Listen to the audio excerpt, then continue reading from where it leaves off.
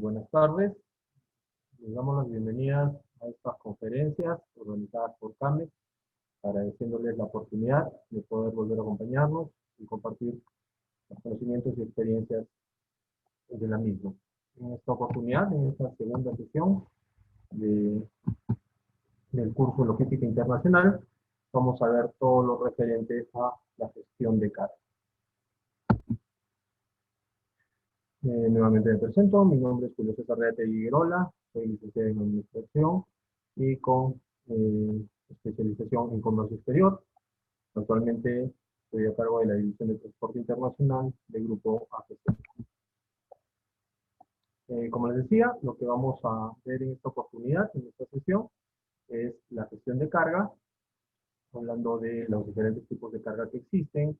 Vamos a conversar también sobre lo que es la unitarización de carga, la planimetría y cubicación, la determinación del factor de estiva, el por qué es importante conocer estos conceptos, los tipos y formas de manipuleo de los diferentes contenedores y la trazabilidad de la mercancía y su importancia dentro del comercio internacional. Comenzamos. Debemos empezar diciendo que la carga, cuando hablamos de comercio internacional, es la representación física de lo que estamos comercializando o vendiendo, ya sea el caso de una exportación o comprando en el caso de una importación. La logística aplicada al comercio internacional justamente tiene que ver con todos los procesos para trasladar esa mercancía física desde un punto de origen hasta un punto de destino. Bajo este concepto logística, entonces la carga es el conjunto de bienes o mercancías protegidas por un embalaje debidamente apropiado que facilita su rápida movilización. Entonces, cuando hablamos de carga, estamos hablando del producto físico que vamos a trasladar a través de la logística de comercio internacional, desde un punto de origen hasta un punto de destino, y el primer elemento que debemos tener en cuenta es los diferentes tipos de carga, pues esto nos va a determinar, por un lado, qué tipo de embalaje necesitamos utilizar, pero también nos va a permitir determinar o tomar decisiones referente al tipo de medio de transporte, a si es necesario o no unitarizar la carga, que es un concepto que vamos a ver más adelante, nos va a dar nociones para la toma de decisiones referentes al tiempo que vamos a utilizar para trasladar esta carga, a las condiciones específicas y generales que debemos tomar en cuenta. Así podemos decir que los tipos de carga más importantes son 4. Tenemos la carga general, la carga suelta, la carga consolidada y la carga a granel. Por su naturaleza, las cargas pueden ser también de 4 tipos: perecedera, frágil, peligrosa y sobredimensionada. Vamos a ver un poco más de cada uno de estos tipos de cargas. La carga general es todo tipo de cargas de diferente naturaleza que se puede transformar de manera conjunta, en pequeñas cantidades y en unidades independientes. Podemos, en una carga general, o una carga general se caracteriza porque podemos, a través de ella, contabilizar los bultos y manejar o manipular cada bulto, estos bultos como unidades independientes. Es decir, la carga general se caracteriza por manejar bultos o paquetes independientes donde se transportan las mercancías o productos que vamos a comercializar. Hablamos de cajas, hablamos de cilindros, hablamos de botellas, ¿no? O unidades sueltas, siempre y cuando estas se trasladen de manera conjunta y dentro de un embalaje unitario o en conjunto que nos permitan una manipulación segura y eficiente de dicha carga. Luego tenemos la carga suelta, ¿no? Que son los bienes manipulados y embarcados como unidades separadas, pero que por su tipo, características, peso, volumen, no requieren de un embalaje específico y se trasladan de forma unitaria sin mayor necesidad, como decía, de un embalaje. Algunos ejemplos de ellos, tenemos las planchas de hierro, tenemos los rieles, tenemos los tubos, tenemos llantas, es decir, todos estos productos que en su conjunto no se trasladan en medios de transporte y por sus características no requieren un cuidado muy específico. Esto no quiere decir que no se requiere una manipulación adecuada, pero sí no requieren un cuidado específico un embalaje que podría generar un costo adicional cuando la mercancía de por sí puede realizar un tránsito internacional sin sufrir mayores percances por sus propias características, ¿no? Un tubo de fierro o un tubo de plástico inclusive, por sus características, pues no necesita estar embalado, al igual que una llanta o al igual que los rieles para la construcción. Luego tenemos la carga a granel, que puede ser de tres tipos: líquida, sólida o gaseosa, ¿no? En el caso de las cargas a granel, estas por lo general se almacenan en silos o tanques especialmente desarrollados para almacenar grandes cantidades de estos productos. Justamente por este tipo de almacenaje y por sus características de la carga, esta no requiere ningún tipo de embalaje o unitarización, es decir, un conjunto o el juntar la carga en embalajes debidamente apropiados para su protección, ¿no? Mayormente por los volúmenes que se maneja de la carga granel, pues esta viaja dentro de los medios de transporte sin una mayor protección, ¿no? También es importante mencionar que muchas de las cargas a granel tampoco cuentan con un embalaje adicional, porque por los volúmenes que, que se transportan regularmente en este tipo de productos, colocarlas dentro de un embalaje como sacos o como un big bag podría conllevar a un costo altísimo dentro de las características propias del traslado de la carga, ¿no? Y incrementar los costos logísticos, cuando más bien una de las características o uno de los objetivos de la logística de comercio internacional es reducir los costos de tal manera que haga mucho más eficiente el traslado de una mercancía desde un origen, desde un país de origen hasta un país de destino.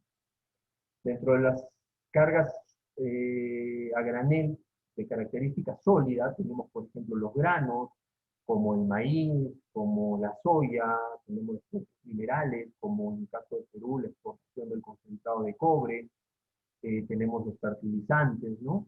Como les repito, todo esto por los volúmenes que se manejan como carga granel, ¿no? Por ejemplo, una exportación de cobre significa trasladar 25.000 toneladas dentro de las bodegas de un barco.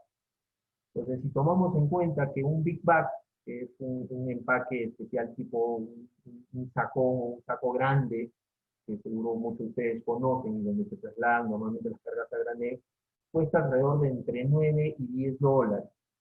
Entonces, imagínense 25.000 toneladas, si uno de estos sacos traslada básicamente una tonelada, estaríamos hablando que para trasladar 25.000 toneladas deberíamos invertir aproximadamente 250.000 dólares solo en el costo del embalaje, más el costo de la manipulación, la mano de obra para el llenado, los costos de manipulación para subirlos al barco dentro de este tipo de embalaje son diferentes a el costo mismo de estibarlos dentro de un barco como parte o como una carga a granel, ¿no? Entonces, todo esto incrementaría demasiado el costo del producto o de la logística para el traslado del producto y haría poco eficiente y poco rentable este negocio, ¿no? Por eso es que este tipo de cargas se manejan. En el caso de los líquidos tenemos el petróleo, los lubricantes, la gasolina, que también se manejan normalmente en grandes cantidades dentro de embarcaciones o de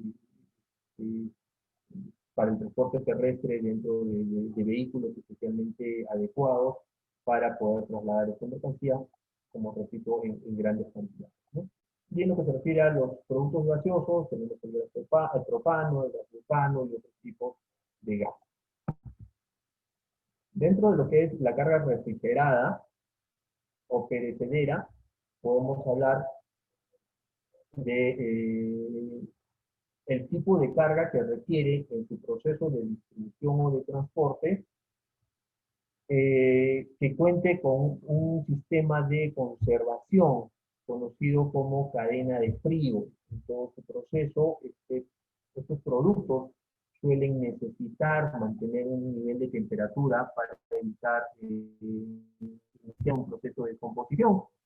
Dentro de ello tenemos, por ejemplo, las frutas y verduras, las flores frescas, las carnes, pescados, los mariscos, los productos lácteos. Como estos productos, hay muchos otros ejemplos que requieren, de productos que requieren el transporte de la mercancía en equipos de frío debidamente acondicionados y que van a permitir que el producto tenga un mayor periodo de vida de conservación, básicamente durante su transporte y comercialización o distribución. Entonces es muy importante saber si nuestros productos van a requerir este tipo de transporte, pues obviamente lleva a un costo adicional que hay que considerarlo al momento de hacer nuestras cotizaciones, ya sea tanto para importación como para exportación. La carga peligrosa son consideradas dentro de esta categoría todas aquellas mercancías que por sus características en general presentan un riesgo para la salud, la seguridad o que pueden producir daños en el medio ambiente, en las propiedades, en las infraestructuras, ya sea en el mismo medio de transporte o por los medios, los lugares donde se transita, se transporta esta mercancía, y finalmente, no menos importante, a las personas que pueden estar en contacto con estos productos, ¿no? Tenemos como ejemplo los ácidos, los químicos, los explosivos, para mencionar algunos de los productos considerados como mercancías peligrosas. Entonces, el transporte o la logística para el transporte de mercancías peligrosas requiere una serie de acondicionamientos, requiere una serie de protocolos que aseguren un proceso, valga la redundancia, seguro para todo este entorno que se mueve alrededor del transporte de una carga. Y aquí es muy importante mencionar que cuando hablamos de cargas peligrosas, la utilización de la señalización apropiada es un elemento indispensable, pues ante cualquier situación de riesgo, esta señalización, que es una señalización de uso internacional, va a permitir a las personas que tengan que intervenir en el caso de un incidente con esta carga, sepan la manera como deben actuar, pues no todas las cargas ante un incidente, por ejemplo, de un incendio, de una volcadura o de un derrame, pueden ser tratadas de la misma forma. Algunos productos van a requerir, en el caso de un incendio, por ejemplo, ser combatidos con espuma, ¿no? O con detergentes, con unos detergentes químicos especiales, y no con agua, porque al ser o al quererse combatir el fuego en estos productos químicos, en esta línea específica de productos químicos que estoy poniendo el ejemplo, usar agua genera más bien que el producto emane gases tóxicos que aumentarían el peligro, sobre todo para las personas y para el medio ambiente, donde se puede estar desarrollando esto. Entonces, por eso es muy importante que cuando traslademos una mercancía o vayamos a manejar la logística para mercancías peligrosas, sepamos cuáles son las condiciones, las características bajo las cuales nuestros productos deben ser trasladados y cuál es la señalítica apropiada para estos productos, ¿no? Entonces tenemos señalítica que indica el nivel de riesgo ante incendios, señalítica que indica cuando los productos se tratan de productos radioactivos, cuando se trata de peligros o de químicos corrosivos, cuando se trata de peligros de infección biológica, entre otros ejemplos que podemos mencionar. Otro tipo de carga a tener en cuenta es la carga sobredimensionada, que son aquellas cargas voluminosas o pesadas que requieren un manejo especial tanto en su manipulación como en su transporte y almacenaje, ¿no? Estas cargas tienen la característica de que por su tamaño o por su volumen sobrepasan las medidas máximas o el peso máximo permitido. Cada país tiene un estándar, ¿no?, sobre el cual permite el traslado tanto en carreteras de uso público como en vías privadas, el uso de puentes, por ejemplo, o de túneles, conlleva a manejar un estándar para poder transitar esta mercancía.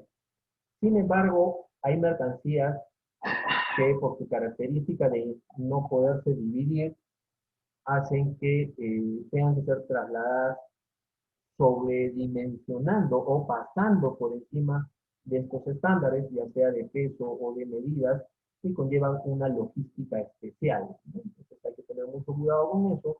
En el caso de nuestro país, es la SUNAT y aduanas, así como el Ministerio de Transportes y Comunicaciones, quienes controlan el traslado de estas mercancías debido al riesgo que se genera, ¿no? Entonces, podemos tener el riesgo, por ejemplo, de una mercancía sobredimensionada que puede causar un accidente, porque su propia sobredimensión hace que invada el carril contrario al momento de estar siendo trasladada. De repente las personas que viajan por carretera o que han viajado por carretera, en algún momento se han encontrado con un convoy de carga ancha y vemos que normalmente cuando viene una carga sobredimensionada, trae una camioneta adelante con un cartel muy grande que dice carga sobredimensionada y cuando excede inclusive los 3 metros esta carga, se requiere no solamente la camioneta de floteo, que es como se le conoce, sino además la presencia policial durante el tránsito de esta mercancía por las vías de uso público para parar el tráfico en sentido contrario y permitir el desplazamiento de estas unidades, que también se desplazan en horarios específicos de menor tránsito para evitar justamente congestiones o mayores riesgos, ¿no? Entonces, estas son las condiciones especiales que hay que tener con las cargas cuando se trata de cargas sobredimensionadas. Es importante hablar también, cuando hablamos de los tipos de cargas, del empaque y el embalaje y saber diferenciar las características de cada una de ellas. En el caso del empaque, debemos aclarar que el empaque es el sistema diseñado donde los productos son acomodados por su traslado, desde el punto de producción hasta el lugar de consumo sin sufrir ningún daño. El empaque también sirve para generar vínculos comerciales, es decir, presentar una marca, representar, o forman parte inclusive del marketing del producto. Cuando hablamos de empaque, por ejemplo, podemos mencionar una botella de bebida gaseosa o la lata de un producto lácteo, el envase de un producto, el empaque de un producto lácteo es su propio envase, ¿no?, que muchas veces tiene características particulares que forman parte de la propia imagen de marca. Podemos mencionar varios ejemplos, como la de Gloria, la misma Coca-Cola. Ese empaque, ese envase que lleva el producto, del cual nosotros hacemos uso para consumirlo, es lo que se conoce como el empaque, que es diferente al embalaje.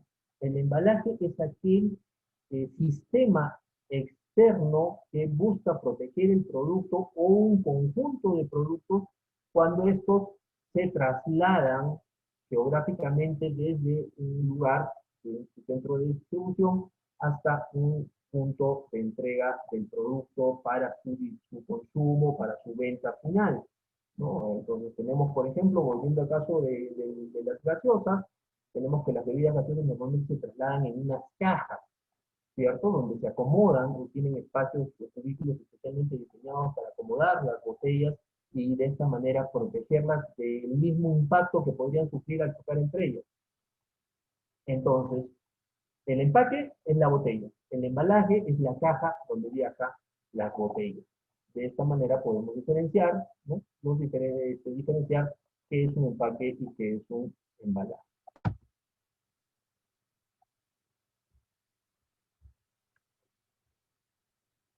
Para temas relacionados a logística, obviamente el embalaje es lo que nos interesa como punto de apoyo para una distribución eficiente de la mercancía, ¿no?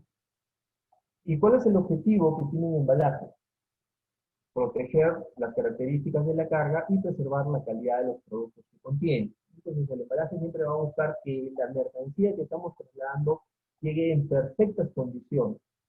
Estamos trasladando productos cerámicos, estamos trasladando productos electrónicos, estamos trasladando alimentos.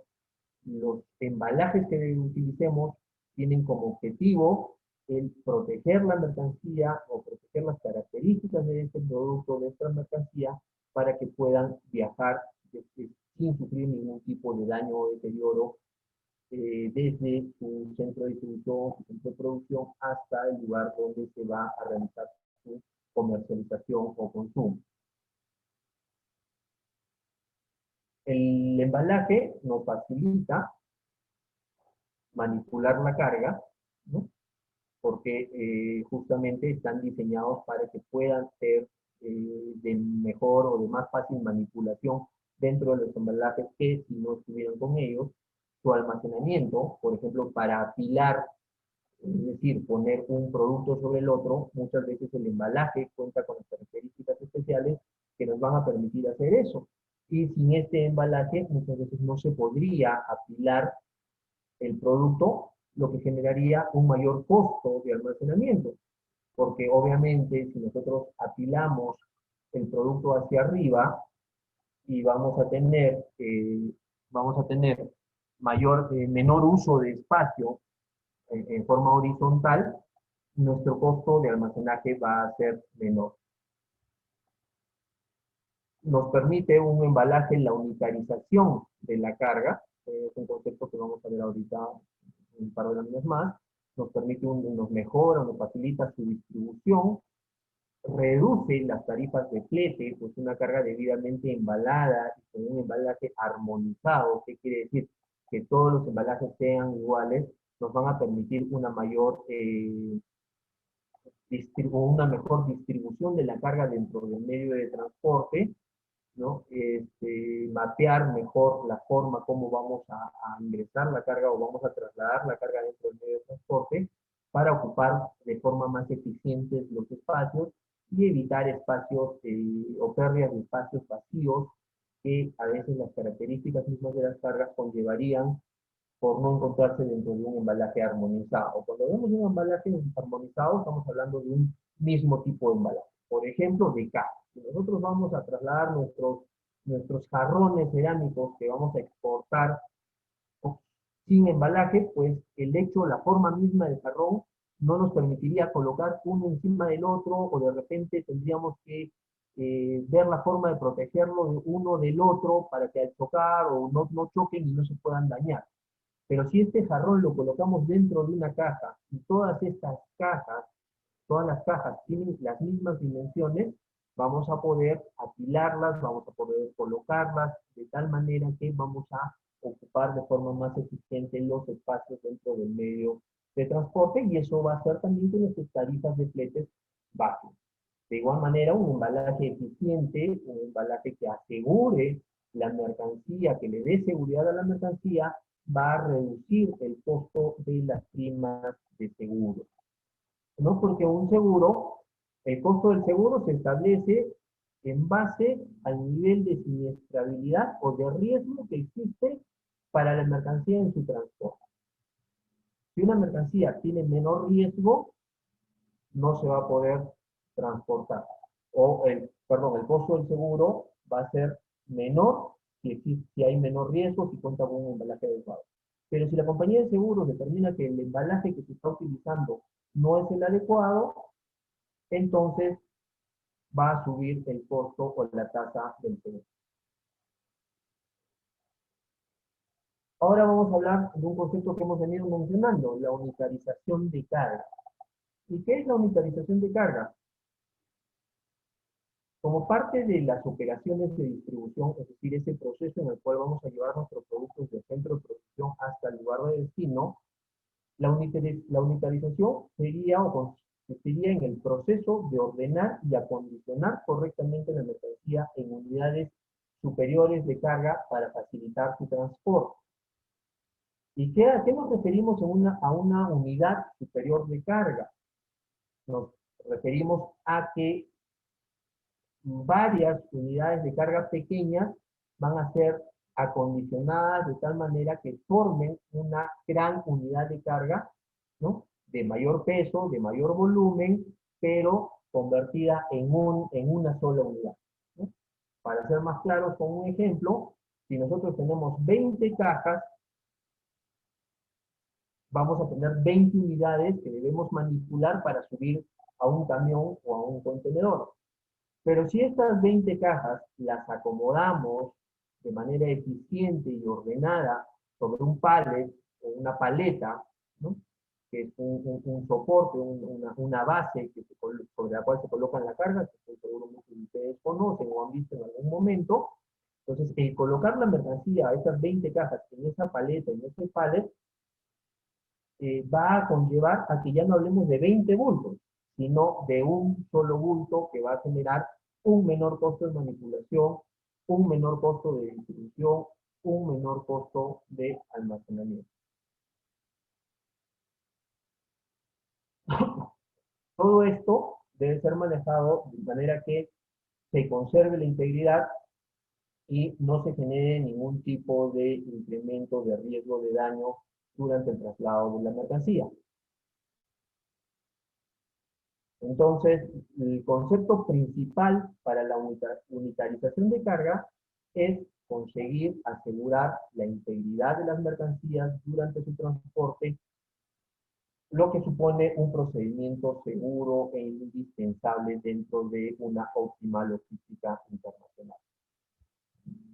Y cuando hablamos de unitarización de carga, las modalidades más comunes que podemos utilizar son la paletización y la contenerización, ¿no? Es decir, el uso de paletas y el uso de contenedores.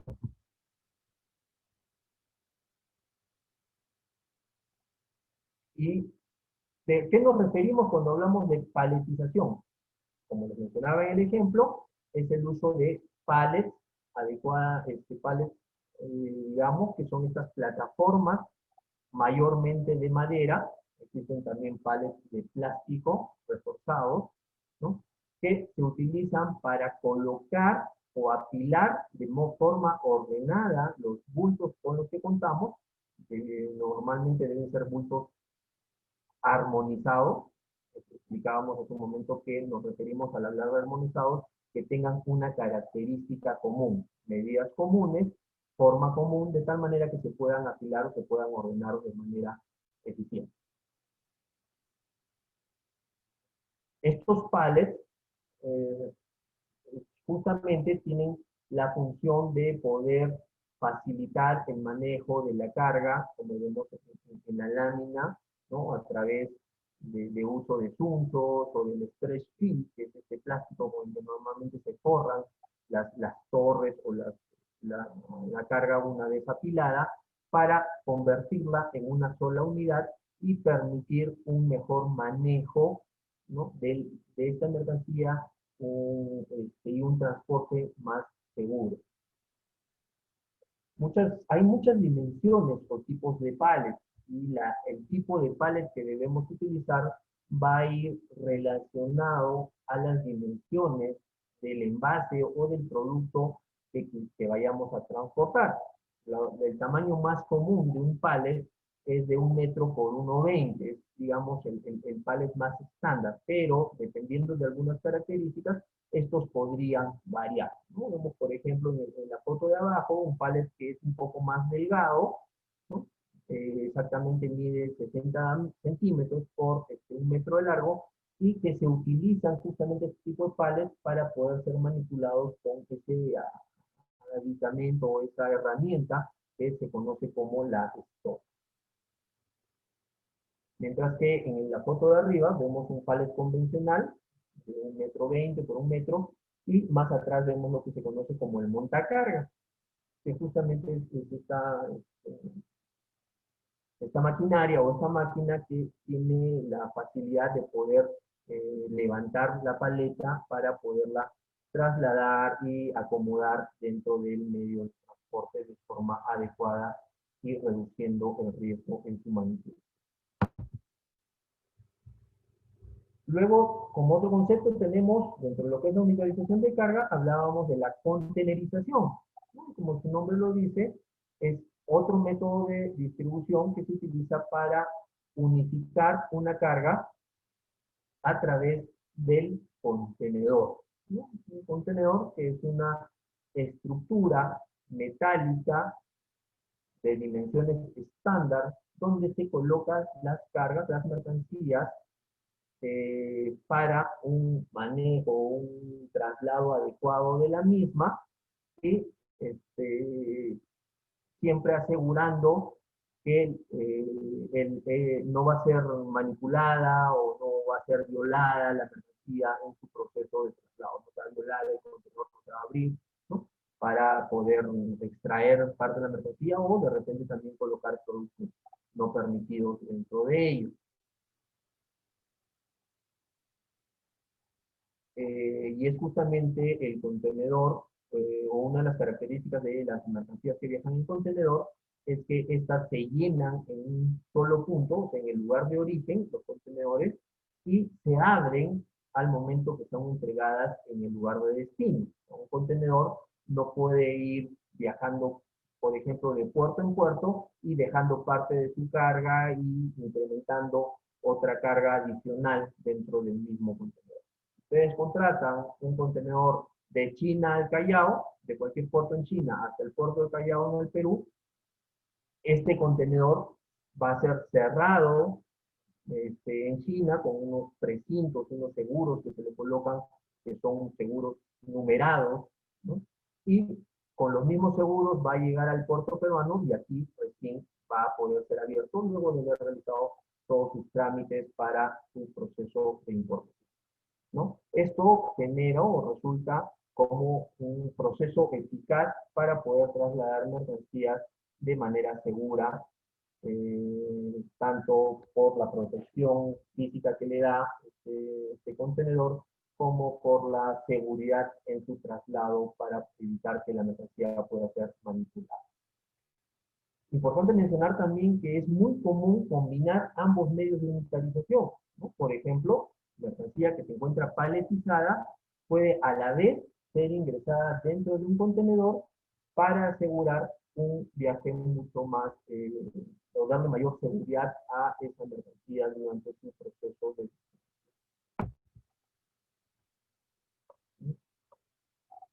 Pero para poder justamente determinar de qué manera vamos a utilizar el contenedor u otros medios de transporte, es importante conocer de qué hablamos cuando hablamos de la planimetría y la cubicación, que tienen justamente que ver estos conceptos con lo que es eh, la utilización eficiente de los espacios dentro del medio de transporte, ¿no?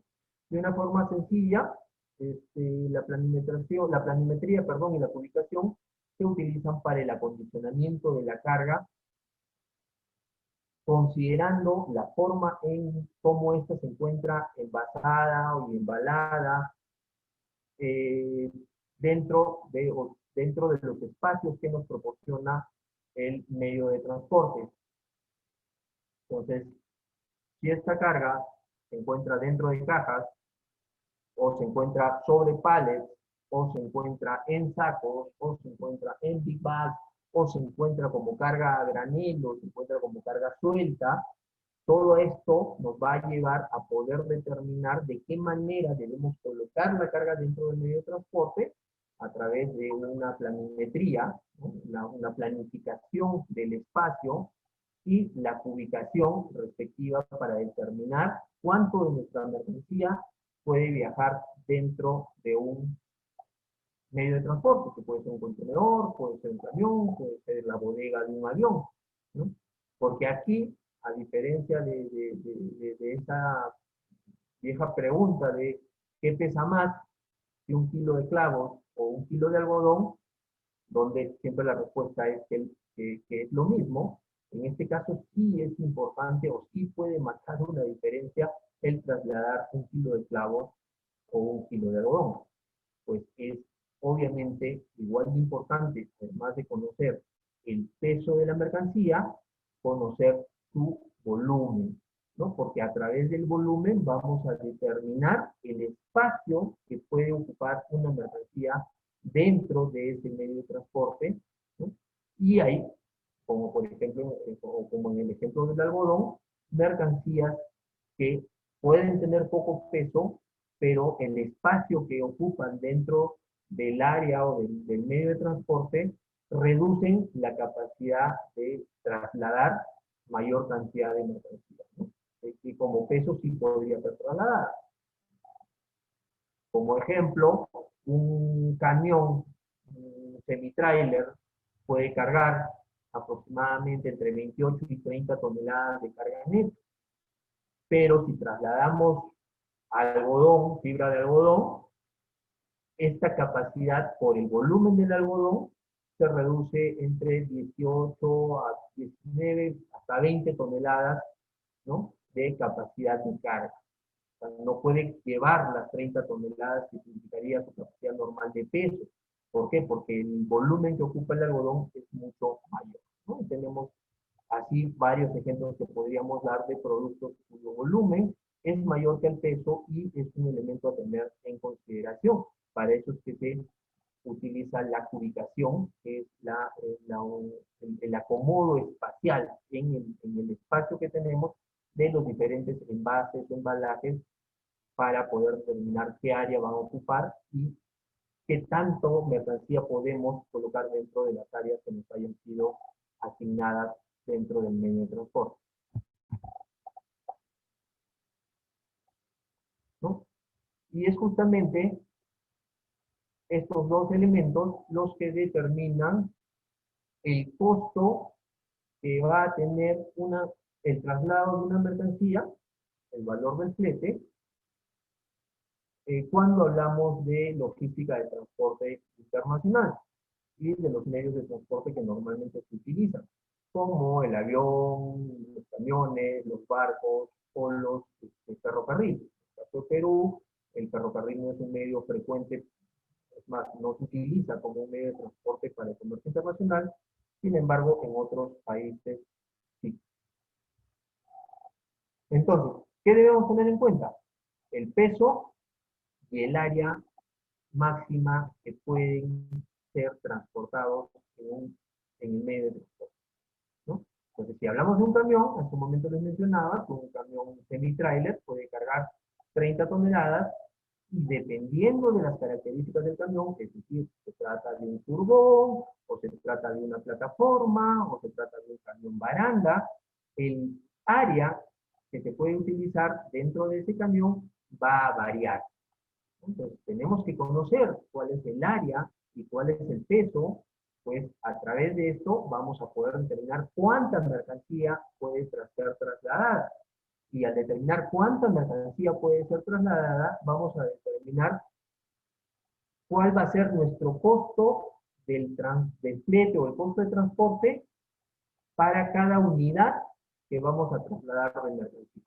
Porque obviamente no es lo mismo dividir $5,000 o $6,000 de transporte, de un transporte terrestre Arequipa-Santiago de Chile, entre 30 toneladas, ¿no?, lo cual nos daría aproximadamente a $200 la tonelada, que dividirlo entre 20 toneladas, considerando que lo que estamos llevando es fibra de algodón, y lo cual haría que ya nuestro flete por tonelada no sea de $200, sino de $300.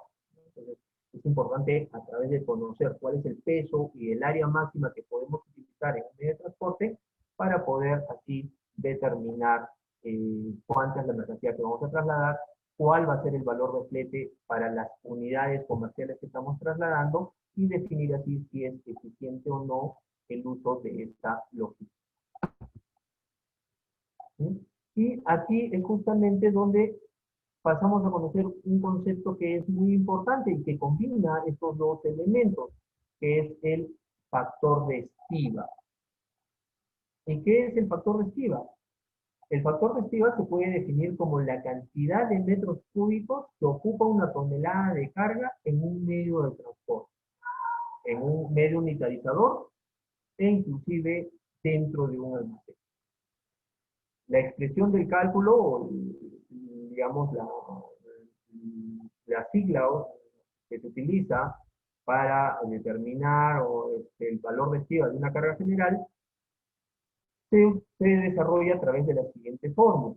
El factor de estiba es igual al volumen entre el peso de la mercancía, ¿no? Entonces, ¿cuánto de volumen tiene una unidad de peso de la mercancía? Nos va a determinar su factor de estiba. Es decir, ¿cuál es el volumen de una tonelada embalada, debidamente ya dentro de su embalaje, de fibra de algodón? ¿Cuál es el volumen que ocupa una tonelada de concentrado de cobre? ¿Cuál es el volumen que ocupa una tonelada o un embalaje de un electrodoméstico, y dividido entre el peso del mismo electrodoméstico, ¿no? Y eso nos va a dar el factor de estiba, que mayormente se utiliza para el traslado de grandes cargas o de grandes volúmenes de carga a granel, ¿no? Cuando hablamos de traslados de contenedores completos o inclusive de mercancías que son trasladadas dentro de las bodegas de los barcos o de los aviones, en grandes cantidades, es que es necesario considerar el valor o el factor de estiba de la mercancía. Y aquí en este cuadro presentamos algunos ejemplos de los factores de estiba de productos convencionalmente trasladados dentro de la logística de comercio internacional. Tenemos, por ejemplo, el factor de estiba del plomo, que equivale a 0.3. ¿Qué quiere decir esto? Que el equivalente del peso del plomo es mucho mayor en peso que en volumen, ¿no? Un contenedor que traslade placas de plomo no se va a llenar en su total de volumen, más o menos se va a llenar en una tercera parte de su volumen, pero como peso no va a poder cargar más. ¿Por qué? Porque ya alcanzó su nivel de peso máximo en un contenedor. Como idea, vamos a verlo más adelante, los contenedores pueden trasladar entre 26 y 28 toneladas dependiendo del tipo de contenedor que estemos hablando. Entonces, para trasladar 28 toneladas de plomo, vamos a utilizar aproximadamente entre 9 y 10 metros cúbicos, que viene a ser como la tercera parte de un contenedor. Un contenedor de 20 pies tiene alrededor de 33 metros cúbicos. Entonces, para que tengamos una idea. Entonces, 2/3 partes del contenedor van a ir vacíos. Sí, pero porque el peso del plomo es mayor, muchísimo mayor, casi 3-1, que su equivalencia en volumen. Sin embargo, por ejemplo, tenemos otros elementos como los fertilizantes ensacados, la melaza, que es el destilado que se saca de la caña y que viaja en barriles, el aceite de pescado que viaja en cajones, los vinos cuando viajan en toneles, o los mismos muebles, repuestos eléctricos, cuyo volumen es muy superior, más bien, a su peso, el factor invertido, ¿no? Un factor de estiba invertido. Entonces, los vinos, por ejemplo, tienen un factor de 1.8. ¿Qué quiere decir? Que por cada tonelada que se transporte va a equivaler a 1.8 metros cúbicos de volumen. Entonces, lo cual quiere decir que si llenamos el contenedor en volumen, vamos a equivaler aproximadamente esos 1.8 en el caso de los vinos, nos darían en 20 toneladas aproximadamente 36 metros cúbicos. Superaría el volumen de un contenedor de 20 pies, entonces solamente podríamos trasladar 18 toneladas, calculo yo, de ese producto y ya el contenedor estaría lleno. Se puede cargar hasta 26, pero el contenedor se va a llenar por el volumen del producto en solamente 18 toneladas. Entonces acá tenemos diferentes, ¿no? Y es importante mencionar, por ejemplo, el caso del cemento. En el caso del cemento, el factor de estiba es 1. ¿Qué quiere decir? Que la equivalencia de metros cúbicos sobre toneladas es precisa. En el contenedor vamos a poder trasladar 33 metros cúbicos o 28 toneladas por día. Y empezamos a hablar entonces de lo que son los contenedores, pues es uno de los elementos más utilizados en el transporte de carga, no solo marítimo, a diferencia de lo que muchos podrían pensar, los contenedores también se utilizan para el traslado de carga terrestre, ¿no? Para darle una mayor seguridad y protección a la carga que se puede estar trasladando, ¿no? Entonces podemos definir los contenedores como recipientes de carga capaces de ser utilizados en transportes aéreos, terrestres y marítimos que poseen dimensiones normalizadas para facilitar su manipulación y transporte. ¿Qué quiere decir dimensiones normalizadas? Que están estandarizados, ¿no? Uno no puede mandar a construir un contenedor de las medidas que yo quiera para que se acondicione mi producto. ¿Por qué? Porque los contenedores ya tienen una medida aprobada internacionalmente, estandarizada internacionalmente, para que puedan ser colocados dentro de los medios de transporte, para que puedan ser colocados dentro de la plataforma o sobre la plataforma de un camión, para que puedan ser colocados dentro de las bodegas de los barcos e inclusive sobre las plataformas de los barcos y ser apilados de forma ordenada y sin poner en riesgo el resto de la carga.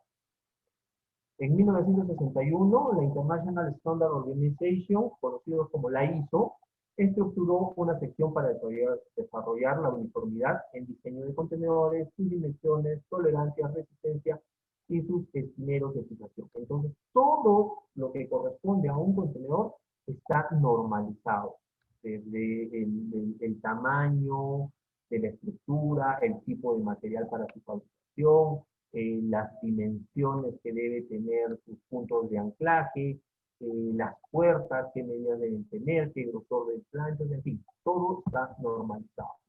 Y eso hace que los contenedores, pues por ende, tengan medidas estándares a nivel mundial, ¿no? Y aquí vamos a ver, por ejemplo, las medidas de 3 de los tipos de contenedores más comunes o más básicos que se utilizan en el comercio internacional. Tenemos, por ejemplo, el contenedor de 20 pies, ¿no? Y se conoce así porque tiene de largo 20 pies, ¿no? Que llevado a nuestro sistema métrico equivale a 6 metros de largo. Entonces, un contenedor de 20 pies tiene 6 metros de largo por 2,43 de ancho y 2,59 de alto. En sus medidas externas y en sus medidas internas se convierten en 5.9, 2.34 y 2.40 respectivamente. Esto porque justamente se descuenta el ancho del material con el cual está construido el contenedor, ¿no? Luego tenemos el contenedor de 40 pies, que es, tiene exactamente las mismas medidas en ancho y alto, pero el doble de largo, ¿no? Entonces, cuando hablamos de un contenedor de 40 pies, vamos a ver que tiene 12.19 metros de largo en el caso de sus medidas externas y 12.03 en el caso de sus medidas internas, y el mismo ancho y el mismo alto que un contenedor de 20 pies. Y tenemos una variable del contenedor de 40 pies, que además de ser el doble de largo que el contenedor de 20 pies, tiene un mayor alto, ¿no? Que es el contenedor de 40 pies High Cube, ¿no? Que se utiliza para el traslado de ciertas mercancías que por su tipo de embalaje o por el tamaño mismo de la mercancía requieren tener un poco más de espacio o de amplitud en la altura del contenedor, sin que esto le quite la seguridad, ¿no? Y la eficiencia en el traslado de la mercancía. Entonces, en este caso tenemos que los contenedores High Cube tienen 30 centímetros más. Mientras que un contenedor estándar de 20 o de 40 mide 2.59 de alto, el contenedor de 40 pies High Cube va a medir 2.89 metros. Entonces, básicamente cuando hablamos de contenedores, hablamos de estas medidas como medidas estandarizadas. Pero además de ser este tipo de contenedores los más básicos o los más utilizados y que están normados, estandarizados, tenemos contenedores que conservando estas medidas o estas dimensiones, tienen características especiales para el traslado de determinados tipos de mercancías que por sus características no podrían ser utilizados dentro de estos contenedores convencionales. Recordemos, un contenedor convencional básicamente es una caja metálica que tiene una puerta en uno de sus extremos, ¿no? En uno de sus extremos laterales tiene una puerta que se abre de 2,40 metros básicamente de ancho y que permite que por ese lado ingresemos la carga. Pero ¿qué pasa, por ejemplo, si tenemos una carga que mide por encima de los 2,89 metros, mide 3,10 metros, pero en sus otras medidas sí pueden entrar dentro de un contenedor, es decir, no es más ancho de 2,40 ni más largo en su conjunto la carga de 12 metros. En ese caso, podremos hacer uso de un contenedor open top. ¿Y qué características tiene el contenedor open top? Pues como su nombre en inglés lo dice, es un contenedor que va abierto por la parte de arriba. Simplemente tiene una toldera, ¿no?, que es corrediza y que se puede correr total o parcialmente para permitir que la carga sobresalga en la parte de arriba, ¿no? Entonces hay que tener cuidado con este tipo de contenedores, pues nos permiten una manipulación diferente de la carga. Ahora, también es importante considerar que estos contenedores especiales o especializados tienen un costo diferente para su valor de flete. O sea, no es lo mismo contratar un contenedor estándar de 40 pies que contratar un open top, porque obviamente el open top, por ejemplo, no va a permitir que se apile un contenedor más sencillo. Entonces, siempre los contenedores open top van a ir en la parte de arriba de la pila de los contenedores cuando hablamos de transporte marítimo. Y cada vez que el barco llegue a un puerto y tenga que descargar contenedores o cargar contenedores, sí o sí va a tener que bajar los contenedores open top, porque recordemos, están en la parte de arriba, y para poder retirar cualquier contenedor que tenga abajo, tienen que ser bajados en ese puerto que quizás no es su destino final, permitir la manipulación de los contenedores que bajen y suben en ese puerto y volver a ser subidos en la parte superior de la pila de contenedores, ya que por sus características, repito, no podemos ponerle ningún contenedor al costado.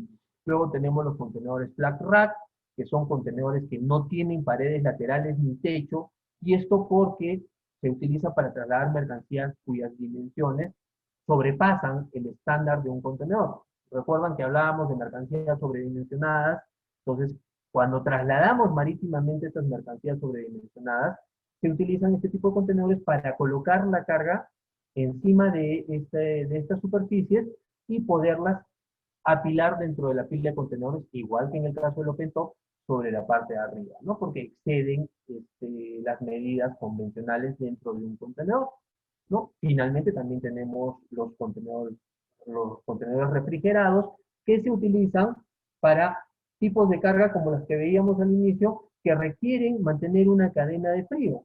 Hablábamos de productos lácteos, hablábamos de productos cárnicos, hablábamos de verduras, ¿no? Hablábamos de flores, que son productos que tienen que viajar a una temperatura, digamos, particularmente, o una temperatura determinada, pero que mantenga una regularidad.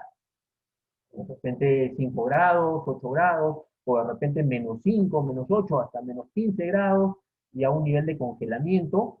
Estos contenedores tienen la característica de tener un sistema de refrigeración permanente dentro del contenedor, y que hace que las mercancías viajen con estas características de temperatura. Tenemos los contenedores tanque, que son para el traslado de líquidos, de químicos, de gases, ¿no? Y que se trasladan dentro de un tanque, pero la característica de este tanque es que tiene una estructura externa que conserva las medidas estándar de un contenedor.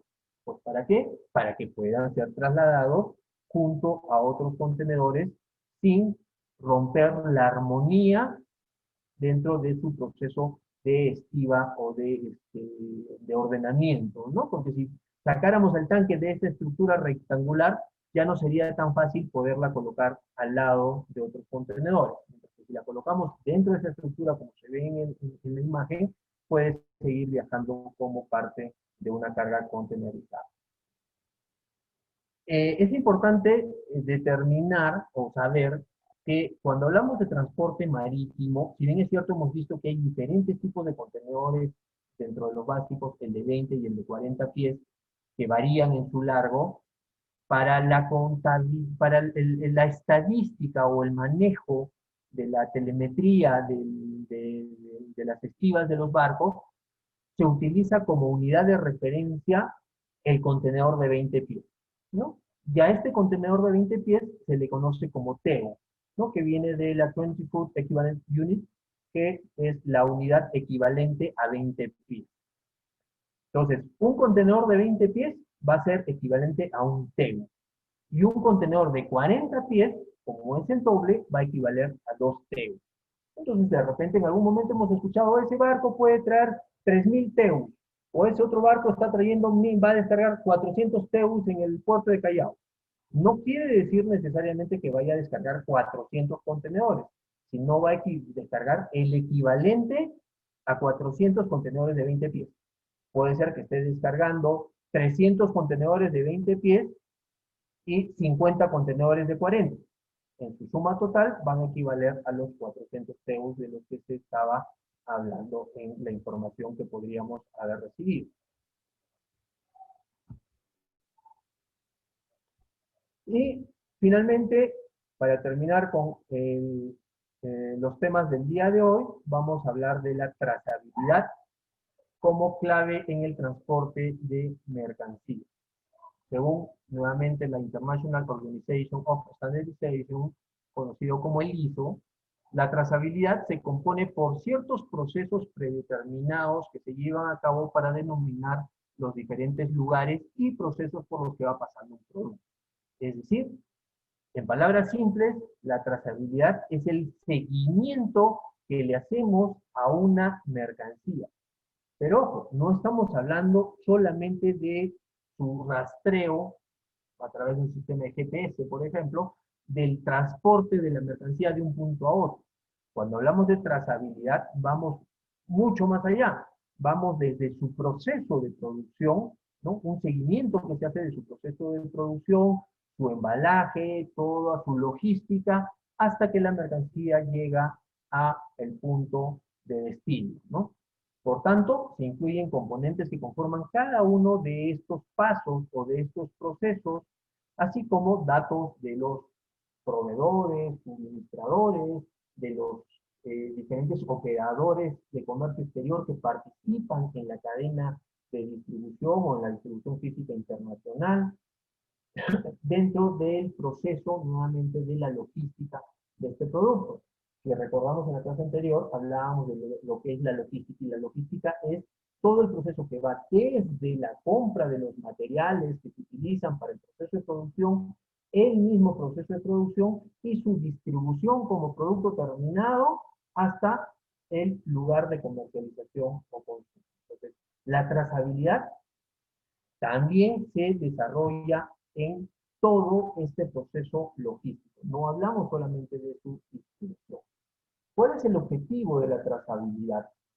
El objetivo que sigue este procedimiento es conocer la dirección y trayecto seguido por cada uno de los productos que estamos distribuyendo o que estamos transportando dentro de un proceso de logística internacional, para de esta forma saber cuáles son sus componentes, su procedencia, el tratamiento que se les ha dado, así como el proceso de distribución que se ha desarrollado para poder llegar al punto de destino. Todas estas acciones son las que luego nos van a permitir optimizar el producto a través de una información recabada dentro de este proceso y trasladar esta información a una mejora de calidad y mejor aprovechamiento por el consumidor final de este producto. Entonces, la trazabilidad tiene tres momentos. La trazabilidad hacia atrás es el primero de ellos, que consiste en la información e identificación de los productos que llegan a la empresa como suministro para poder elaborar el producto final. En los productos agrícolas, la trazabilidad hacia atrás es muy importante, ya que para que podamos exportar productos agrícolas a otros países, necesitamos certificar y por ende hacer un seguimiento continuo al proceso de siembra y cosecha de los productos agrícolas para certificar que estos se han desarrollado dentro de los estándares requeridos en los países de destino. O sea, nosotros no podemos, por ejemplo, exportar cebolla que ha sido regada con algún tipo de agua contaminada y que por ende va a generar una contaminación en el producto final. Entonces, la trazabilidad nos va a permitir demostrar que los productos se han manejado durante su proceso de cosecha, de cultivo, se han manejado con estándares o dentro de los estándares requeridos por los mercados internacionales. Luego tenemos la trazabilidad interna, que es el proceso de producción en sí mismo. Cómo yo transformo ya esas materias primas y los convierto en un producto final o en el producto que voy a distribuir o que voy a vender. Dentro de la trazabilidad interna es que se desarrollan lo que se conoce como las buenas prácticas de manufacturación, las BPM, ¿no? Entonces, estas BPM son, digamos, estándares internacionales que se deben cumplir para poder asegurar que nuestro producto se está desarrollando dentro de la calidad requerida en los mercados internacionales. Y la trazabilidad hacia adelante finalmente, que ya es el seguimiento al proceso de distribución de nuestra mercancía o de nuestro producto desde que ha sido terminado en su proceso de producción hasta que es entregado en los centros de distribuciones, en el país de destino o en los centros de consumo, dependiendo cuál sea nuestra responsabilidad de entrega, ¿no? Esto se define a través de los 5 TERS, que es un tema que vamos a tratar en la siguiente sesión. Pero básicamente la trazabilidad es el seguimiento que se le hace a todo el proceso logístico. No hablamos solamente del seguimiento del medio de transporte que se lleva la mercancía. La trazabilidad nos permite o nos va a ayudar a conocer más atrás los procesos de producción y mucho más atrás los procesos de desarrollo o de acopiar las materias primas necesarias para los productos que podamos requerir o que vamos a transformar para llevar a cabo nuestro producto final. ¿Ok? Bueno, con esto damos por terminada la charla del día de hoy. Es básicamente lo que podemos conversar sobre el tema de carga. Aquí les dejo mi correo electrónico, les dejo también mi teléfono, mi WhatsApp para que puedan escribirme si tienen algunas dudas respecto a ello, a los temas que hemos conversado. El tiempo no, lamentablemente no es muy largo, podríamos hablar muchísimo, podríamos ampliar muchísimas cosas, de repente han quedado algunas dudas en el proceso, y les dejo, como les digo, tanto mi correo como mi WhatsApp para que puedan de repente hacerme consultas ahí y poder ampliar la información que les estoy transmitiendo, las experiencias que les estoy transmitiendo en estas conferencias. Nuevamente, muchas gracias a Camex, gracias a ustedes por estar ahí hoy sábado en la tarde, y espero volver a contar con su presencia en las próximas sesiones. Muchas gracias a todos por acompañar.